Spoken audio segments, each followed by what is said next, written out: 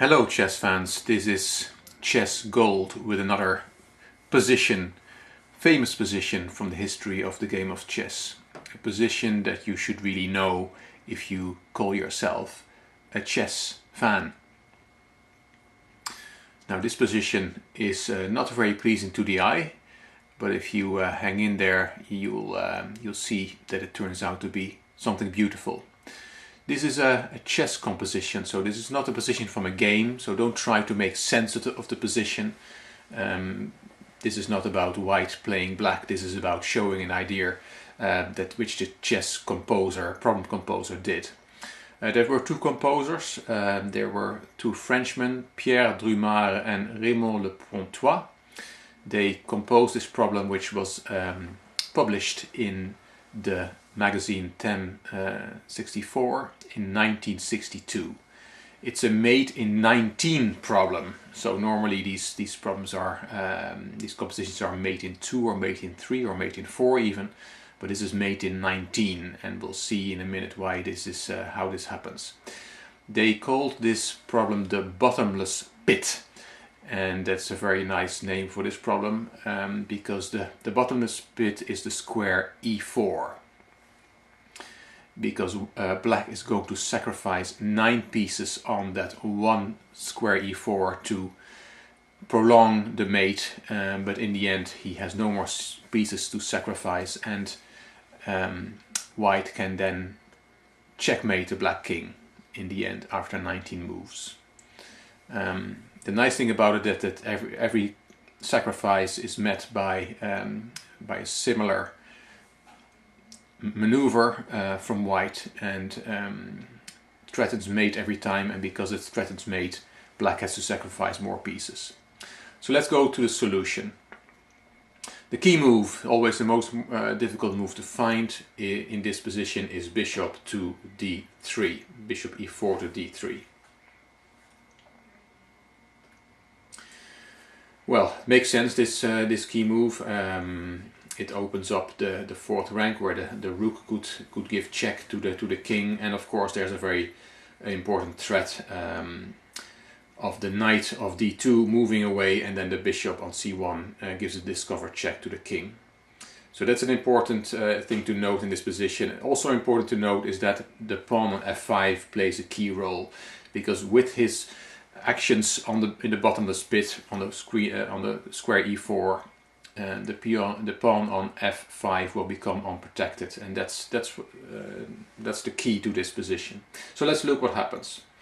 The threat is knight e4 or another knight move, but let's say black plays a random move, e takes f5. Well, then knight to e4 is mate. So that's the threat. As you can see, the bishop on c1 gives a check to the king, and the king has no escape squares. So that's the threat after the key move bishop to d3.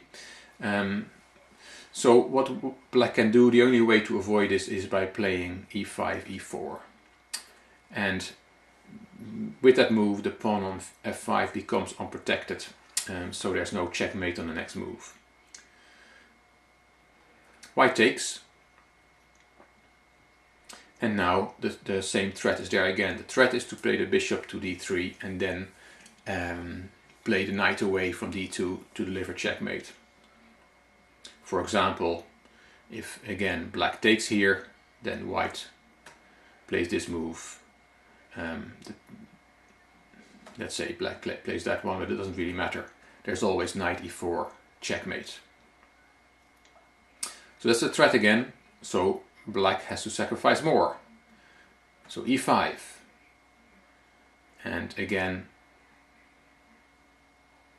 white plays away the move to set up the threat of checkmate, plays away the bishop to set up the threat of checkmate, and the pawn comes, the second piece sacrificed on the square e4. White takes to bring in the same threat, and the next piece comes to the rescue of the black king, e5. White again sets up the threat of checkmate. e4, another pawn, another piece sacrificed on the bottomless square. Bishop takes, to make sure f5 is protected again. And the same threat is still there, so black has to come up with more pieces. Knight f6, bishop d3 to set up the threat, knight e4.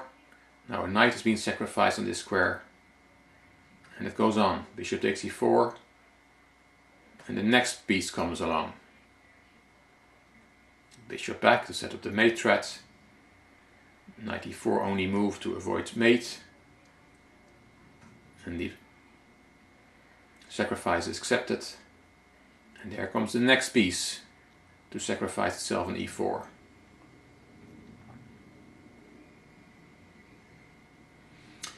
If there's one sub-variation, if the rook would move to e3, then there's a different type of mate. I will show you knight f1, and for example, rook e8, bishop takes, rook takes, and then f takes e3 is checkmate. A nice checkmate. But if we go along the lines of the problem, then rook to e4, and again bishop takes.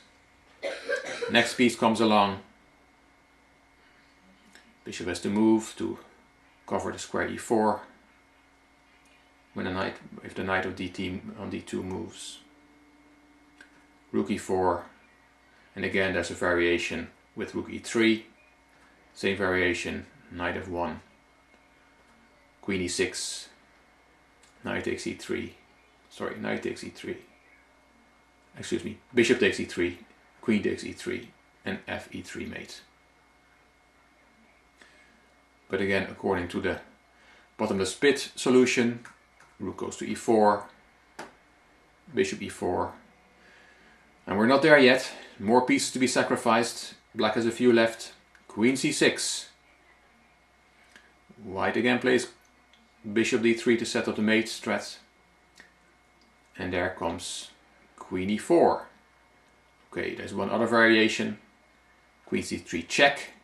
Looks like an option. But then knight b3 check. Discover check. Queen e2 only move. And bishop d2 is also checkmate. But back to the theme of the bottomless pit variation. Queen e4, bishop takes e4, and now there's only one piece left to be sacrificed on e4. Bishop b7. Black plays that, and white sets up the checkmate threat. Bishop e4 to avoid checkmate. Bishop takes. Now there's only one piece left that black can move. None of the other pieces, including the king, can move. So d4, d3 is the only move, and then there's checkmate, the only legal move, and then there's checkmate with bishop d3. And mate in 19, the bottomless pit, Pierre Drumard and Raymond Le Pontois. Hope you liked it. It's unusual, but it's nice to see 9 sacrifices on one square. Quite unique. If you like this one, please subscribe, please give it a thumbs up, so you will be notified of any future videos of beautiful positions, important positions in the history of the game. Thank you for watching. Chess Gold signing off.